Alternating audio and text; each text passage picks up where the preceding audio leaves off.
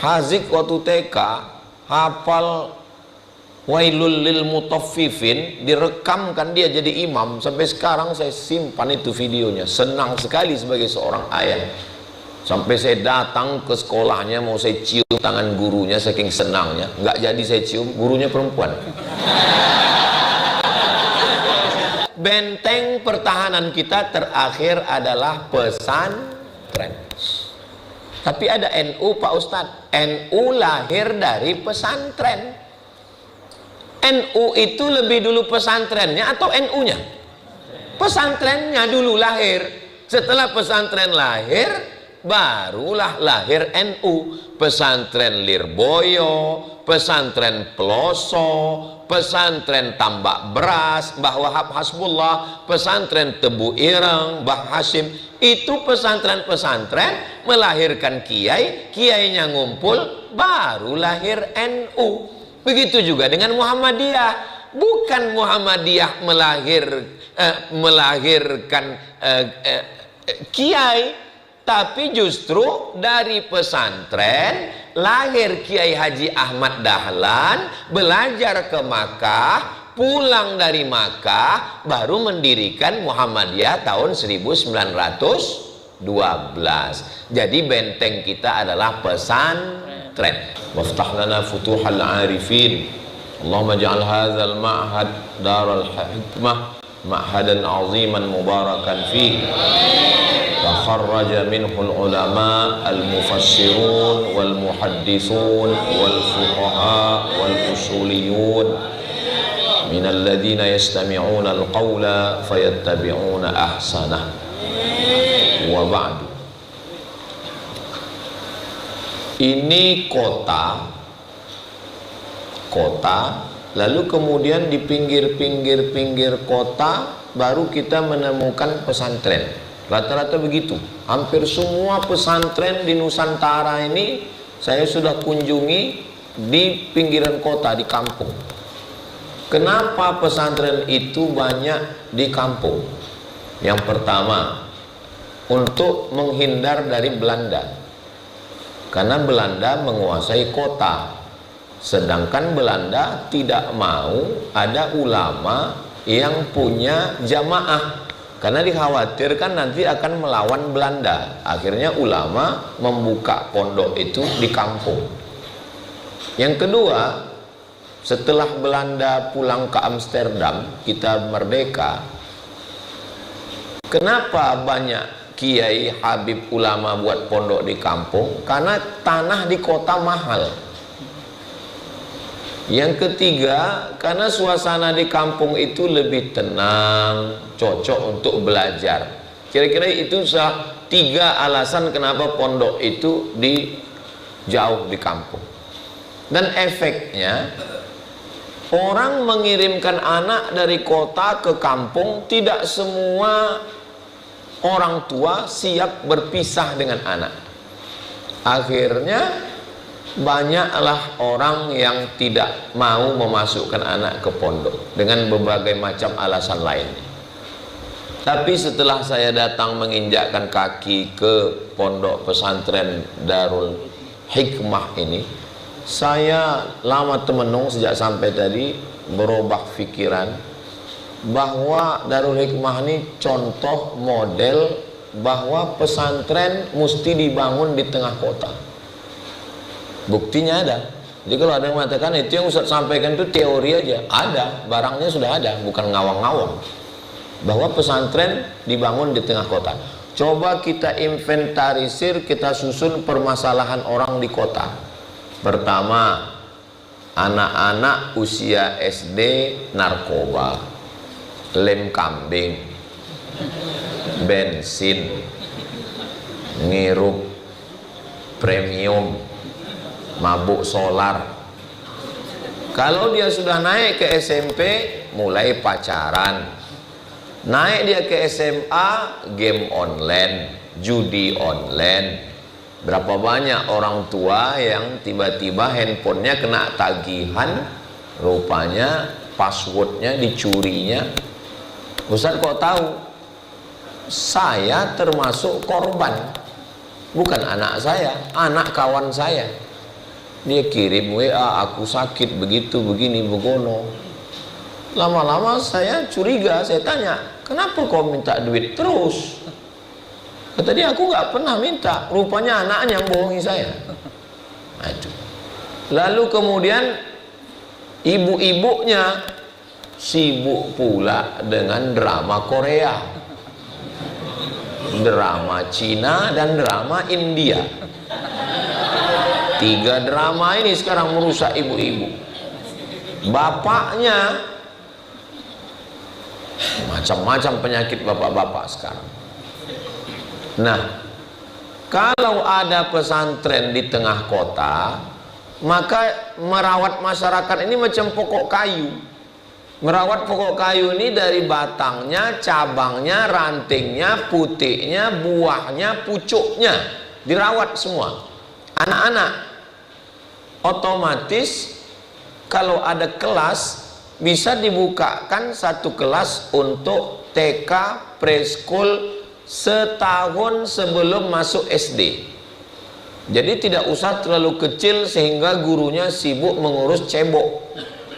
Jadi setahun sebelum SD saja, dengan hashtag slogan tamat TK hafal juz amma. Jadi tidak ada lagi anak-anak yang menari-nari, berjoget-joget, menyanyi-nyanyi, tidak ada. Dia sibuk dengan amma yatasaalun 'anil naba'il 'azim alladzi hum fihi mukhtalifun kalla saya'lamun summa kalla saya'lamun. Nanti kalau dibuat acara wisuda, jadi anak-anak itu ditampilkan ke depan, masing-masing membaca hafalannya di depan orang tuanya. Orang tua kalau menengok anak TK hafal amma yatasaalun, itu bangganya luar biasa. Ustaz kok tahu? Saya bangga nengok anak saya. Hazik waktu TK hafal wailul lil mutaffifin, direkamkan dia jadi imam. Sampai sekarang saya simpan itu videonya. Senang sekali sebagai seorang ayah. Sampai saya datang ke sekolahnya, mau saya cium tangan gurunya saking senangnya. Nggak jadi saya cium, gurunya perempuan.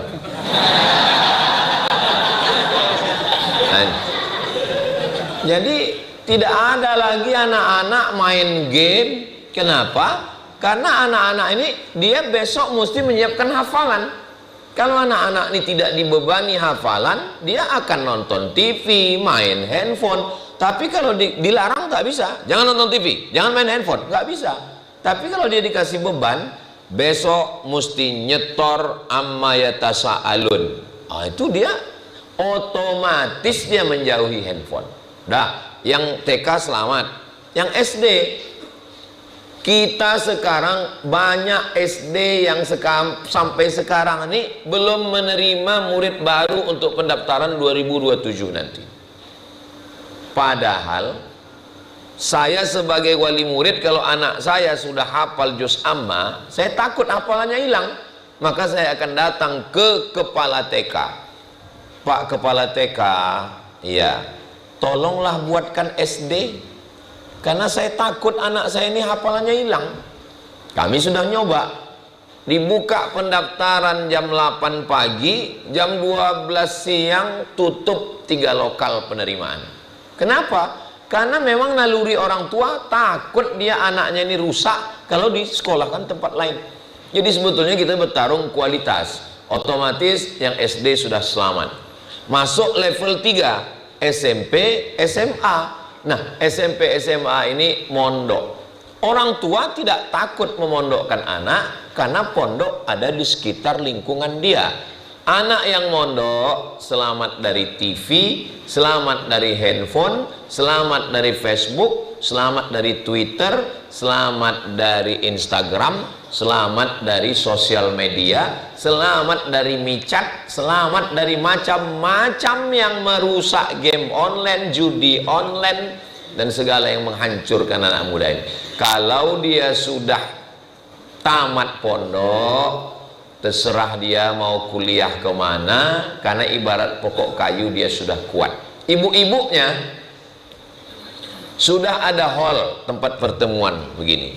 Otomatis ibu-ibunya paling tidak bisa dibuat pengajian 4 sore. Sore Jumat, habis asar, waktu mustajab, baca yasin, zikir, baca Quran, pengajian. Disitulah dinas sosial bisa masuk bekerja sama, seakan-akan dia seperti posyandu, penyuluhan ibu sehat, manfaat dari air susu ibu supaya jangan lagi anak-anak disusukan ke kambing dan sapi. Lalu kemudian untuk bapak-bapaknya dibalikkan lagi tradisi malam Jumat baca yasin habis maghrib ke isya. Habis isya Anda bertanya, kiai menjawab. Jadi sesungguhnya membangun pesantren di tengah kota menurut hemat saya bisa melibatkan banyak unsur. Satu, Kementerian Agama, karena Kementerian Agama tertolong. Yang kedua, dinas sosial. Yang ketiga, penyuluhan dari bupati, gubernur, wali kota, tinggal pos-posnya. Jadi kalaulah setiap kabupaten, kota, kecamatan, di bawah kecamatan, kelurahan, desa, bisa saja dibuatkan satu pondok, satu kelurahan. Saya yakin ini dapat meminimalisir kejahatan, kekacauan di tengah masyarakat. Karena orang sudah ada gurunya. Dia tidak mudah terpengaruh dengan sosial media. Kalau ada apa-apa, dia akan tanya ke guru. Ini Ustadz sampaikan ini ke siapa? Ini saya sampaikan ke Ketua Forum Umarok dan Ulama Provinsi Sumatera Selatan. Namanya Kiai Haji Kemas Ali, yang topinya merah sama saya. Cuman bedanya beliau bulat, saya lonjong. Jadi Ustadz Kemas Ali ini yang saya sampaikan ini munculnya ini sejak saya menginjakkan kaki di pesantren Darul Hikmah. Bukan berarti saya menyepelekan pondok Ustadz Ali yang jauh di dekat pintu tol. Karena saya pun Ma'had Az-Zahra itu kilometer 19 dari pusat kota. Jadi dari kota Pekanbaru 19 kilo arah ke Padang, Sumatera Barat, barulah. Nah, jadi idealnya memang di tengah kota macam Darul Hikmah ini supaya bisa menyentuh semua lapisan masyarakat. Jadi kalau satu kelurahan ada satu pos macam ini, dari TK, SD, SMP, SMA, aliyah, bapak-bapak, ibu-ibu, anak muda. Memang yang namanya kejahatan nggak bisa kita delete, kita buang macam membuang file dari laptop, tidak. Tapi paling tidak meminimalisir. Cuman yang jadi masalah, siapa yang mampu membangunkan pondok megah 4 lantai seperti ini di tengah pemukiman masyarakat? Ini bukan kun fayakun langsung tegak berdiri. Maka mesti ada magnetnya, ada orangnya, ada tokohnya. Jadi orang-orang seperti Muallim Azmi ini mesti dibudidayakan. Langka, sudah hampir punah. Orang berpikir begini, saya tamat pondok kuliah, habis kuliah S1, S2, S3 masuk PNS jadi dosen. Setelah jadi dosen dapat uang tunjangan, uang sipak, uang sundul, uang tanduk, gaji, pensiun. Jadi nggak ada perjuangan sama sekali.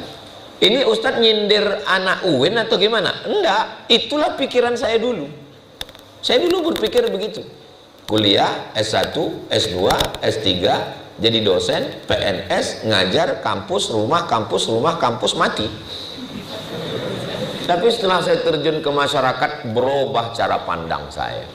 Dulu menurut saya yang keren itu adalah kalau saya pakai jas, pakai dasi, pakai mobil, ngajar, sidang, lalu kemudian menyidang mahasiswa S1, S2, S3, punya kartu nama, kenalan sama orang, serahkan, saya dosen pasca sarjana. Tapi setelah saya terjun ke masyarakat, berubah cara pandang. Yang keren bukan begitu. Yang keren itu adalah ketika kita masuk ke pedalaman, kita buat pondok. Ketika kita masuk ke dalam tempat orang yang belum mengenal Allah, masih menyembah kayu, batu, hantu. Dan kita bisa menyelamatkan anak-anaknya. Bapak ibunya udah nggak bisa diselamatkan lagi. Ibarat kayu sudah keras, tapi anaknya bisa kita selamatkan. Dan kita bisa membuatkan sekolah gratis, dan kita bisa mendidik masyarakat dengan tausiah ceramah. Itu lebih membanggakan. Tapi saya baru menemukan pemikiran itu setelah berumur 40, 41, 42. Jadi memang faktor umur ini merubah mindset, main otak, set susunan, mindset susunan otak kita. Jadi kami sempat ngobrol dengan Pak Wali waktu di jalan. Apa yang paling susah Pak Wali? Yang paling susah adalah membentuk mindset. Mindset pegawai, mindset masyarakat, termasuk mindset ustadz. Ustadz mindsetnya adalah datang ke masjid, ceramah, pulang, datang tablik akbar, selesai. Tapi kalau didirikan ma'had pesantren di tengah masyarakat, ustadz tidak lagi begitu. Dia mengurus masyarakat ini dari mulai jam 3 malam sampai jam 10. Jam 3 membangunkan santri untuk tahajud, murojaah, hafalan baru, ngulang hafalan lama, berzikir, baca ratib. Habis itu sholat subuh berjamaah, ngajar santri masak sarapan, menyusun jadwal, masuk kelas, sholat zuhur, masuk kelas sore, baca kitab, ngapal nazam, nahu, sorob, balaghah, ma'ani, mantik, bayan, fikih, usul fikih, hadis, tafsir, arud, qawafi. Lalu kemudian masuk asar, dari asar ke jam 6 olahraga, mandi, kebersihan santri, maghrib ke isya, makan malam, isya jam 10 murojaah, baru tidur lagi. Jadi tidak hanya sekedar ceramah pulang, ceramah pulang, ceramah pulang, tapi dia mulai bertanggung jawab terhadap semua yang terjadi di tengah masyarakatnya. Jadi kalau dia kenal punya santri 100, berarti dia sudah mengayomi 500. Kenapa? Santrinya 100, bapaknya 100, 200, ibunya bisa jadi 150, karena ada ibunya yang 2. Ketawa macam paham aja. 300, kakaknya 400, adiknya 500. Jadi kalau satu kelurahan ada pondok, maka kiai sudah membawahi 500 orang. Jadi kenapa terjadi sekarang kekacauan? Karena orang mendapatkan informasi dari internet. Internet ini banyak fake account, akun palsu. Tapi kalau orang punya guru, dia tidak akan ambil kesimpulan sendiri. Dia akan datang, mu'alim, menurut mu'alim, ini bagaimana sikap kita terhadap serangan Donald Bebek ke Ayatullah Khamenei? Mu'alim, ini bagaimana menyehatkan anak saya? Maka saya selalu mengatakan kita mesti memperbanyak ustadz kampung. Sekarang yang banyak tuh ustadz TV. Jangan kemana-mana, kita lanjutkan setelah yang satu ini.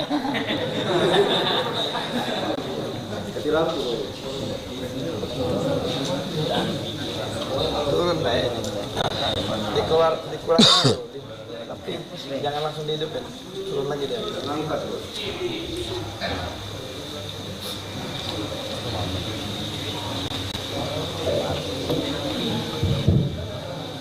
Yang saya maksud ustadz kampung itu begini.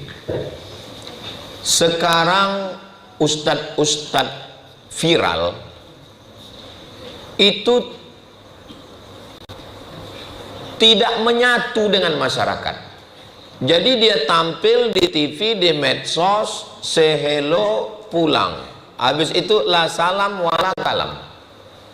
Sedangkan dulu Nabi, pewaris Nabi tidak begitu. Ketika jamaahnya mau menikahkan anak, nanya hari nikahnya ke kiai, ke habib, ke ustadz. Bahkan sampai fit and proper test calonnya pun nanya ke Ustaz. Habib, Kiai, Tuan Guru, Muallim, ini ada 3 calon anak saya, kira-kira yang cocok mana ya? Tengoknya wajahnya, ini yang cocok. Kenapa? Karena orangnya ganteng macam Ustadz Kemas Ali.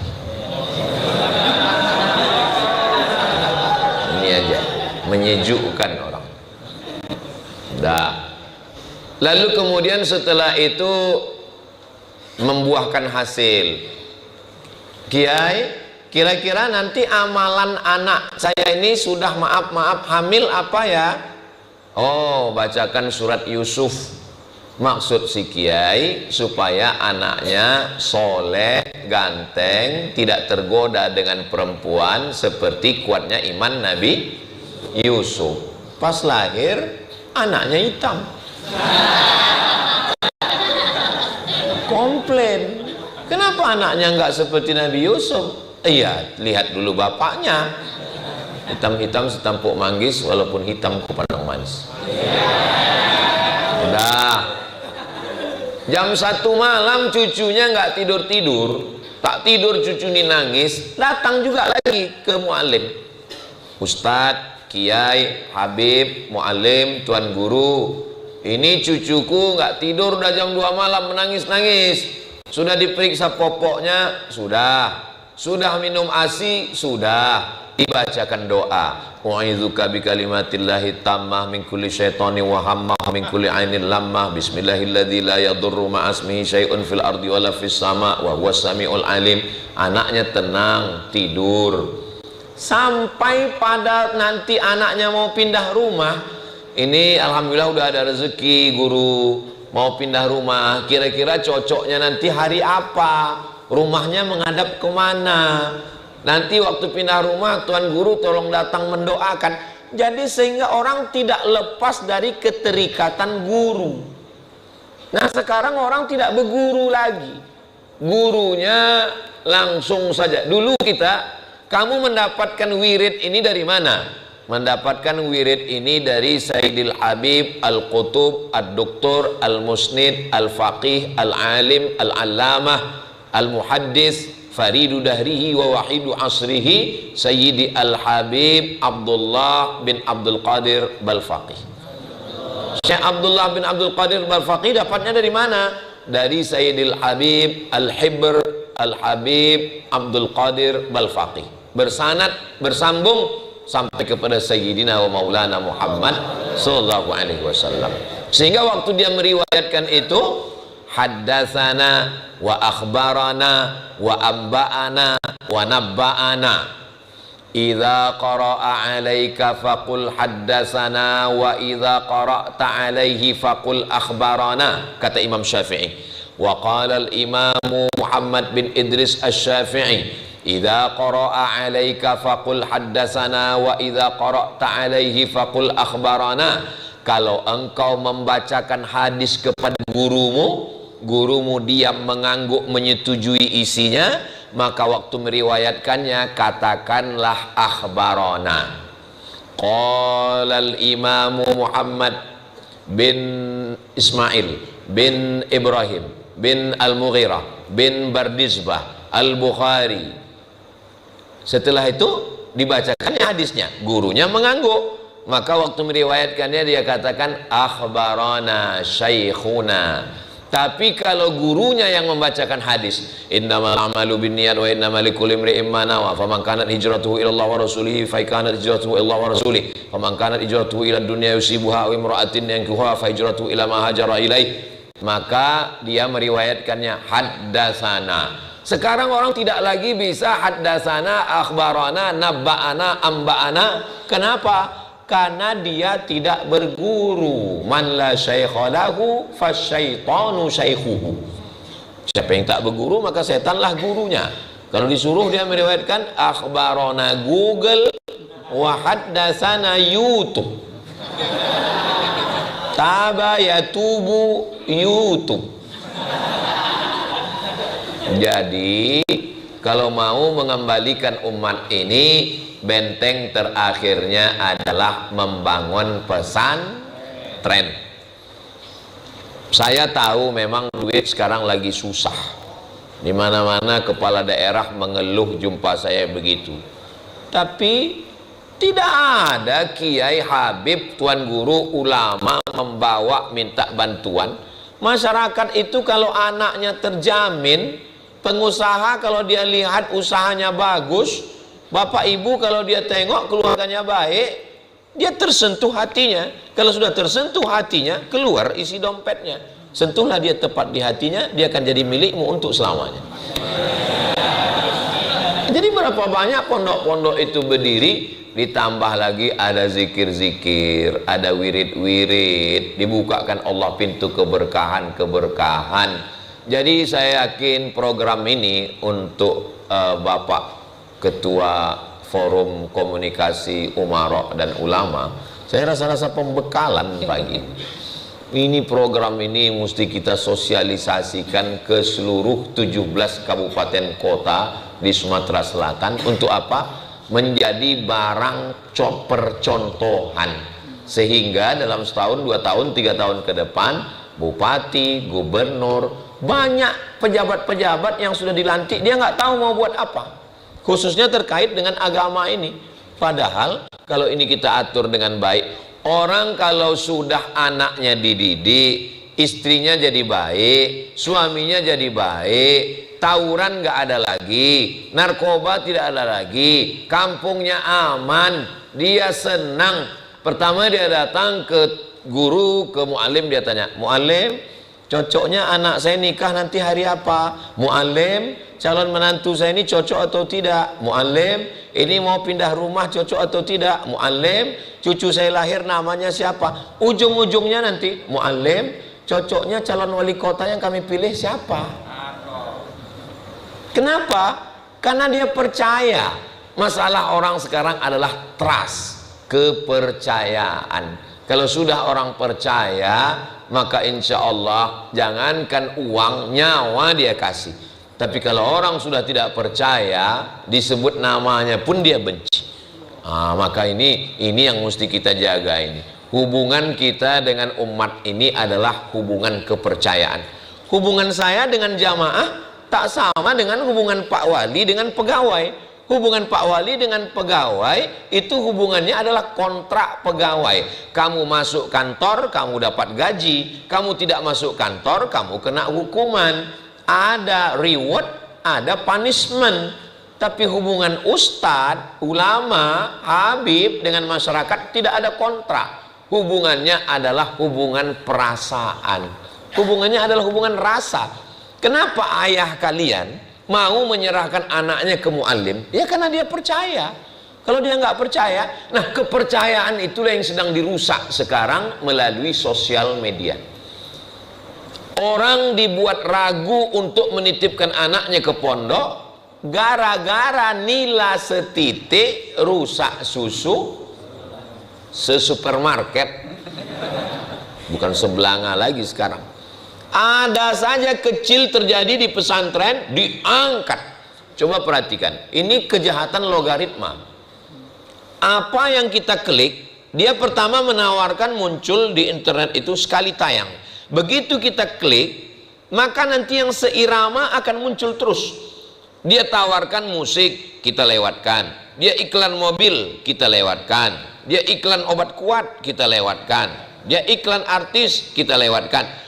Dia iklan tentang isu pesantren, kita klik sekali, setelah itu 3 datang, habis itu 5 datang, habis itu 7 datang, habis itu orang tidak bisa keluar dari lingkaran itu, dia akan tiap hari menerima kejahatan-kejahatan. Siapa yang membuat ini? Yang membuat ini orang yang benci agama. Karena benteng pertahanan umat Islam di Indonesia tinggal satu. Apa namanya? Pesantren. Saya berdakwah di Malaysia, di Brunei Darussalam, di Sabah, Sarawak, Semenanjung. Saya tengok di situ Islam itu kuat karena 4. 1, ada sultan.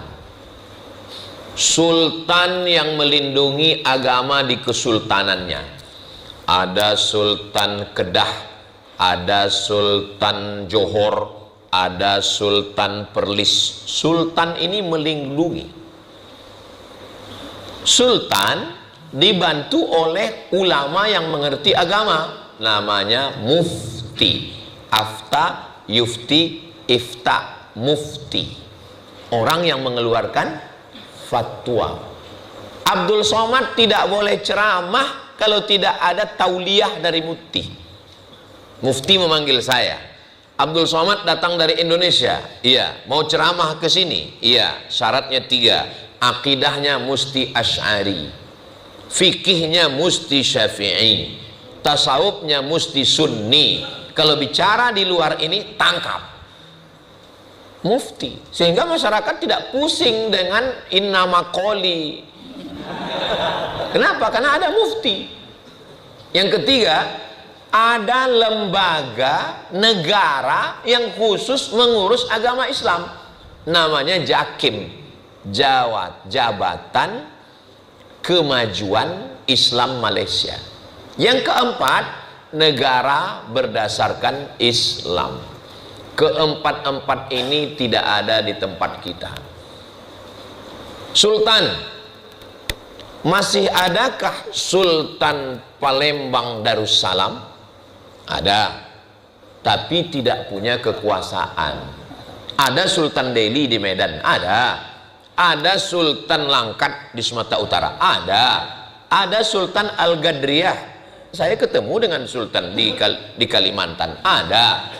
Tapi sultan-sultan kita tidak punya kekuasaan karena sudah menyerahkannya ke Presiden Soekarno waktu Indonesia merdeka. 2, karena tidak lagi ada sultan, maka tidak ada mufti. Jadi kalau orang bertanya, kenapa tidak ada mufti? Ya karena nggak ada sultan, otomatis tidak ada mufti. Yang ketiga, tidak ada lembaga khusus agama Islam. Itu Kementerian Agama. Kementerian Agama bukan khusus agama Islam. Kementerian Agama itu semua agama, Katolik, Kristen, Protestan, Hindu, Buddha, Konghucu. Makanya kepala kantor Kementerian Agama Bali agamanya Hindu. Kepala kantor Kementerian Agama Papua, saudara kita di sana, agamanya bisa Katolik, bisa Protestan. Yang keempat, dasar negara kita Pancasila, 1, ketuhanan yang Maha Esa dengan kewajiban menjalankan syariat Islam bagi pemeluknya. Waktu Pancasila versi itu dibacakan, saudara kita di timur takut karena bunyinya menjalankan syariat Islam bagi pemeluknya, dengan kewajiban menjalankan syariat Islam bagi pemeluknya. 7 kata ini takut. Nanti berdiri negara Islam, kami takut kalau syariat Islam berlaku pada kami. Maka ulama-ulama kita mundur selangkah, karena waktu itu kita menghadapi 3, menghadapi Belanda, menghadapi Jepang, menghadapi PKI. Saudaraku yang tidak seagama, kalau kalian takut gara-gara 7 kata ini, oke, kita buang 7 kata ini. Yang penting kalian mau menyatu dengan NKRI. Maka keluarlah dasar negara Pancasila, 1, ketuhanan yang Maha Esa. Saya cuma mau menjelaskan bahwa, jadi kalau ada orang mengatakan, kenapa Islam di sini kuat, kenapa Islam di negara ini kuat, berbandingannya tidak bisa begitu. Karena dia dibantu oleh 4 tadi. Sedangkan di tempat kita 4-4-nya tak ada. Benteng pertahanan kita terakhir adalah pesantren. Tapi ada NU Pak Ustadz. NU lahir dari pesantren. NU itu lebih dulu pesantrennya atau NU-nya? Pesantrennya dulu lahir. Setelah pesantren lahir, barulah lahir NU. Pesantren Lirboyo, pesantren Peloso, pesantren Tambak Beras, Mbah Wahab Hasbullah, pesantren Tebu Ireng, Mbah Hashim. Itu pesantren-pesantren melahirkan kiai, kiainya ngumpul, baru lahir NU. Begitu juga dengan Muhammadiyah. Bukan Muhammadiyah melahirkan kiai, Tapi justru dari pesantren lahir Kiai Haji Ahmad Dahlan, belajar ke Makkah, pulang dari Makkah, baru mendirikan Muhammadiyah tahun 1912. Jadi benteng kita adalah pesantren. Makanya kalau ada anak bangsa yang membangun pesantren, dia meringankan tugas polisi, tugas tentara, tugas dinas sosial, tugas Kementerian Agama, tugas Menteri Pendidikan, tugas kepala daerah. Bersyukurlah kalau di suatu negeri itu masih ada orang, tapi tidak semua orang siap membangun pesantren. Menjadi penceramah banyak yang sanggup.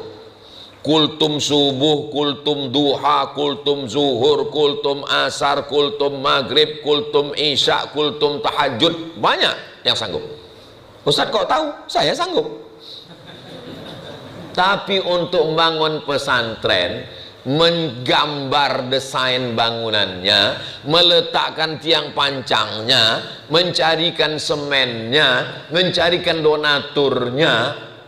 Jadi orang yang hanya sibuk ceramah, tidak membangun lembaga, itu sama macam membangun rumah, pintunya di sana, jendelanya di sana, kosennya di sana, tingkapnya di sana, atapnya di sana, rumahnya nggak jadi-jadi. Tapi kalau dia sudah membangun sebuah lembaga begini, makanya orang Palembang lah yang paling. Saya ceramah ke Aceh, ke Medan, Sumatera Utara, ke Sulawesi, ke Kalimantan, ke Papua. Tapi yang paling percaya ke saya memberikan tanah 6 hektar, itu orang Sumatera Selatan. Dikasihkan ke saya, Ustadz Somad, ini tanah bagus. Saya bilang saya terima, tapi saya tidak punya tim untuk mengurusnya. Maka saya serahkan ke Mas Furoh. Waktu itu Sayyidi Al-Habib Mahdi bin Syihab. Lalu kemudian dilanjutkan oleh Ustadz Kemas Ali, yang sekarang sedang pembangunan pesantren Al-Asmaul Husna, dan sekarang sedang digarap pesantren itu supaya amanahnya tetap mengalir jadi amal jariah sampai hari kiamat insyaallah. Kalaulah waktu itu saya belum punya tanah di Riau, mungkin saya pindah ke Sumatera Selatan. Tapi sayangnya waktu itu udah ada tanah, saya bingung, nggak mungkin 2 pos kan. Nah, jadi akhirnya saya di Riau. Tapi saya tetap datang kemari. Saya banyak ceramah di sana kemari. Marilah kita berwakaf, mari kita banyak. Termasuk di kampung saya sendiri. Waktu cerita wakaf, mari berwakaf, mari berwakaf. Datang orang-orang ngasih tanah. Pas dicek di BPN bermasalah.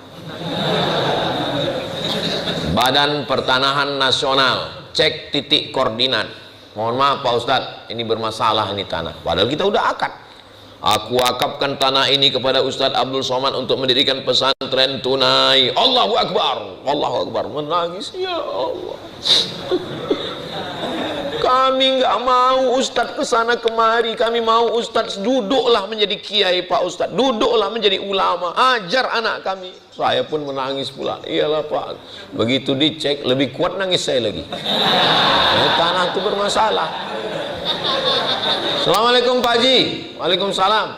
Setelah kami cek di BPN, rupanya tanah Bapak itu bermasalah kemarin. Karena bermasalah, itulah maka kuwakafkan Pak Ustadz. Tapi tanah yang dikasih ke saya 6 hektar di Palembang bersih, tidak ada bermasalah. Bahkan sudah ada gedungnya di tengah, ada pohon-pohon kayunya. Begitulah percayanya orang Palembang kepada Abdul Somad. Begitulah mereka ke saya. Sekarang ini saya lagi sedang susah hati nih. Saya banyak dihujat-hujat sekarang ini di sosial media, di Riau, di kampung saya sendiri.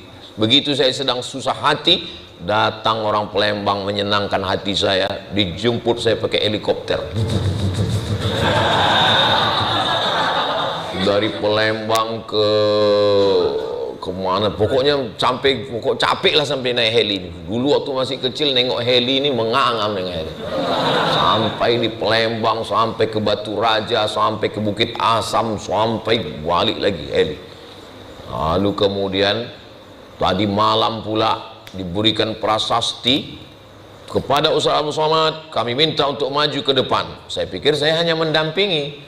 Gubernur tanda tangan, wakil gubernur tanda tangan, wali kota tanda tangan, wakil wali kota tanda tangan. Rupanya nama yang paling besar di prasasti itu adalah Abdul Somad.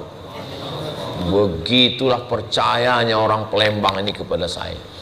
Begitulah sayangnya mereka kepada saya, mempercayakan. Cuman anak gadis saja nggak dikasihnya ke saya. Yang lain daripada itu dikasih ke saya. Begitulah. Yang ini nanti diedit ya, jangan di. Ini kok sampai ke rumah bisa nggak ke Palembang lagi nih. Bapak yang dimuliakan Allah Subhanahu wa taala. Dulu waktu hidup Abah Haji Kemas Abdul Halim, Ustadz Abdul Somad, selama Abah hidup, Ustadz Abdul Somad setiap Ramadan wajib datang kemari. Penceramahnya tidak ganti-ganti haul, Abdul Somad saja. Begitulah sayangnya orang ini kepada saya. Padahal kita tidak ada hubungan apa-apa. Hubungan kita cuma satu, percaya. Tapi kalau sudah kepercayaan itu kita rusak. Jangankan orang jauh, satu tempat tidur pun kita bisa rusak kalau sudah dirusak kepercayaan. Maka jaga kepercayaan ini, adik-adik, jaga kepercayaan orang tua, belajar yang serius, jangan berkecil hati belajar di pondok. Ini banyak orang kalau udah belajar di pondok ini, ketemu sama orang pas liburan Idul Fitri nanti, kau di mana? Aku SMP negeri. Kau di mana? Aku SMP plus. Kau di mana? Lalu anak pesantren merasa rendah diri. Kenapa kita mesti rendah diri? Orang belajar di SMP pelajarannya cuma 5 bisa dapat ijazah. Fisika, kimia, biologi, matematika, bahasa Inggris. Dapat. Ujiannya SKS, sistem kebut semalam. Besok ujian dibaca hari ini bisa lulus. Tapi anak di pesantren, nahwu, sorab, balaghah, ma'ani, bayan, mantik, fikih, usul fikih, qawaidul fikih, hadis, mustalah hadis, rijalul hadis, mukhtaliful hadis, muskilul hadis, gharibul hadis. Itu ahli hadisnya. Tafsir, ulumul Quran, arud qawafi, dan tetap belajar juga ilmu umum. Karena tadi saya tanya, mualim, anak-anak kita ini dapat ijazah, diakui, bisa jadi polisi, bisa jadi tentara. Ustadz Abdul Somad carikan saya 20 anak yang hafal Quran, suaranya bagus, kita luluskan polisi. Jenderal yang ngasih tahu ke saya. Jadi adik-adik, jangan berpikir semua menegakkan agama ini dengan ceramah. Saya sudah mengalami, disepelekan orang kita. Tapi kalau ada di antara adik-adik yang jadi polisi, nggak perlu kita bacakan ayat, pakai pistol itu aja. Ah, kok macam-macam. Semayang. Segan orang sama kita.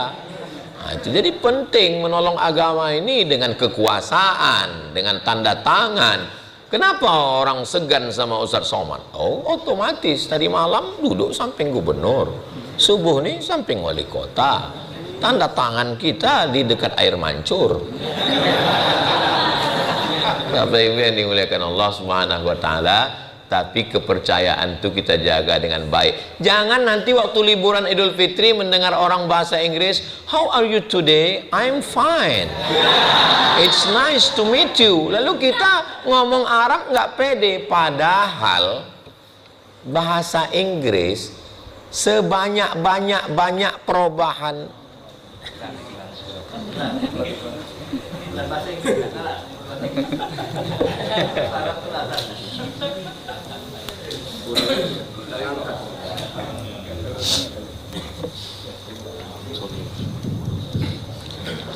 Kalau tuan beli belati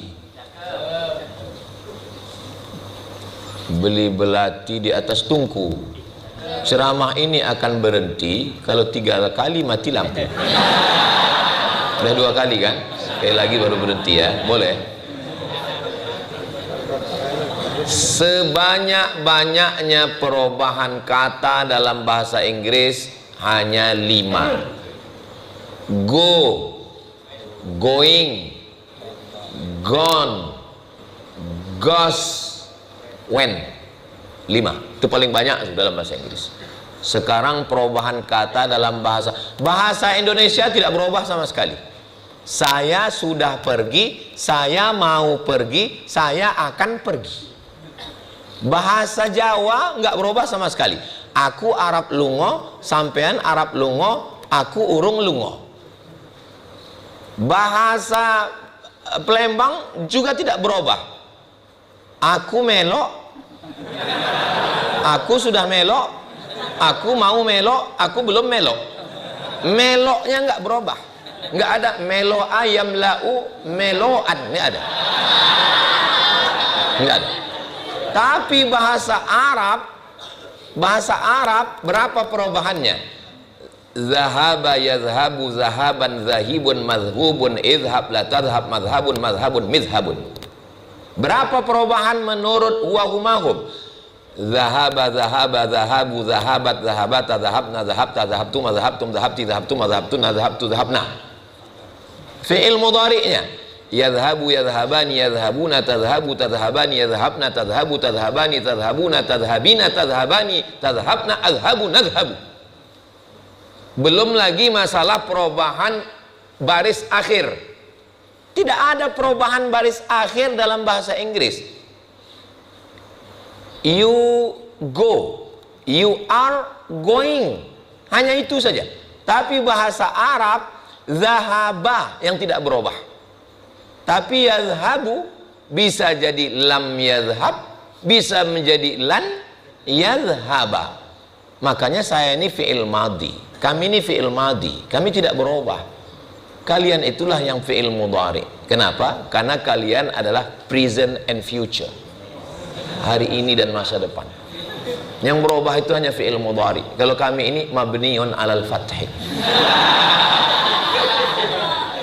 Dan dalam bahasa Arab ada perubahan bunyi kata.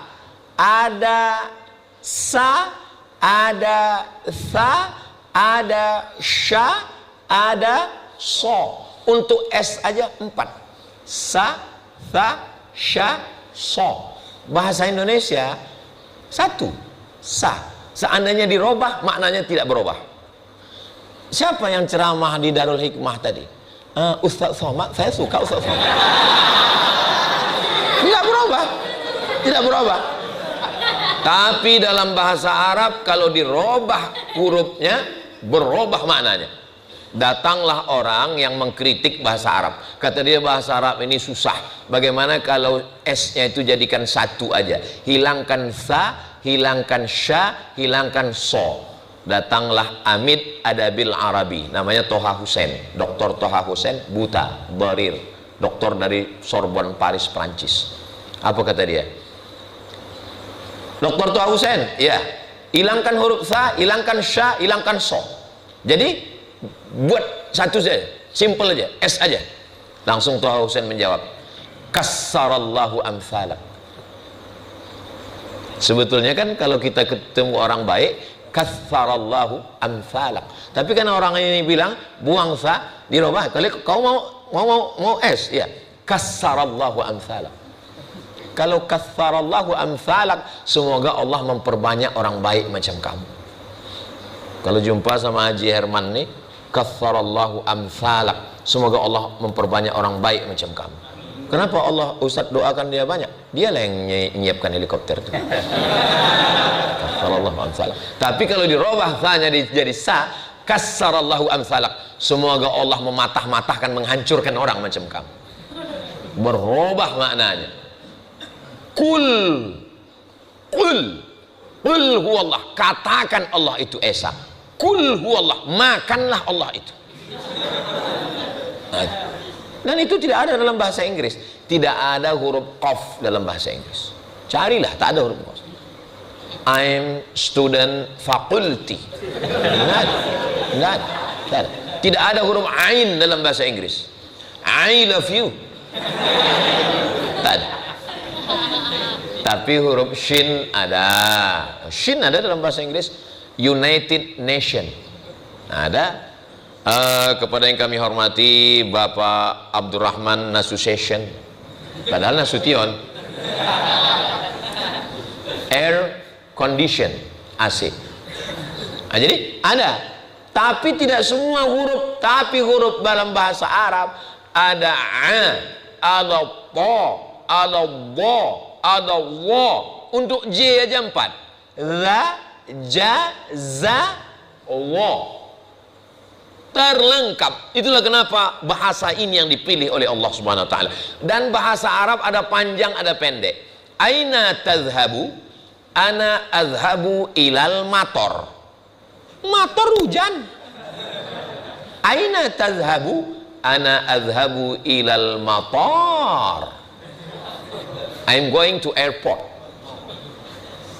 Saya kebetulan naik taksi. Naik taksi sama kawan. Kami pulang dari airport mau ke Hai Asir Kairo. Kawan saya ini nanya, ya sawak. Ya sawak itu maksudnya oh driver. Sa'iqun bahasa amiyahnya sawak. Ya sawak. Enta arif Tariq? Tariq min kata dia. Kamu kenal si Tariq? Saya nggak tahu siapa Tariq kata dia. Enta arif Tariq? Tariq min. Lalu saya jawab, hal anta ta'rifut Tariq? Karena kalau pakai alif, Tariq nama orang. Tapi kalau Tariq, jalan. Hanya beda intonasi. Dalam bahasa kita, nggak ada beda. Sudah makan, sudah makan. Nggak ada beda. Makharijul hurufnya, perubahan katanya, belum lagi ada idgham, ada ikhfa, ada gunnah, ada qalqalah. Nun mati berjumpa dengan qab, min qablikum. Mana ada dalam bahasa kita, hari apa kau datang besok? Hari Minggu. Enggak ada. Ada ikhfa yang disembunyikan, ada izhar yang dijelaskan. Gimana hubungan kau dengan dia? Masih ikhfa, belum izhar.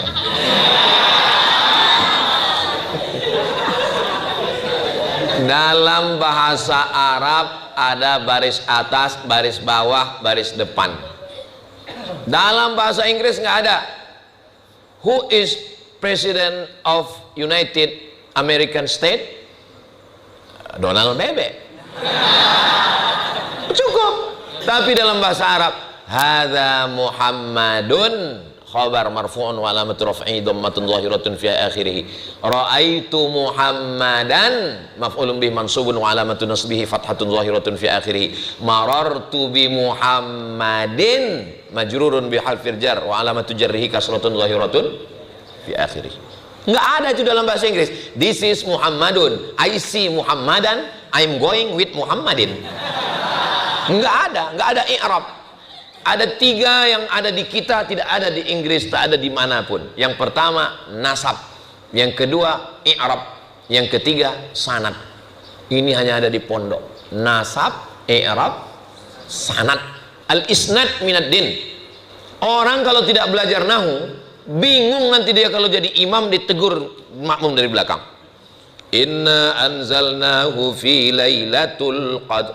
Lailatil. Wa ma adraka ma lailatul qadr. Lailatul. Tapi kalau dia ngerti nahu, semua makmum di belakang menyalahkan sekali. Inna anzalnahu fi lailatil. Semua makmum di belakang mengatakan lailatil. Kenapa? Karena ada huruf jar di situ. Wa ma adraka ma lailatul. Enggak ada sebab apa-apa, lailatul. Tapi kalau dia tidak belajar nahu, jadi belajar nahu membantu hafalan, belajar nahu menguatkan. Inilah pentingnya. Jangan sampai nanti libur nggak punya keyakinan, nggak punya kepercayaan diri, bangkitkan. Nah, dulu macam-macam mereka nantang-nantang itu. Apa yang kalian belajar di pondok?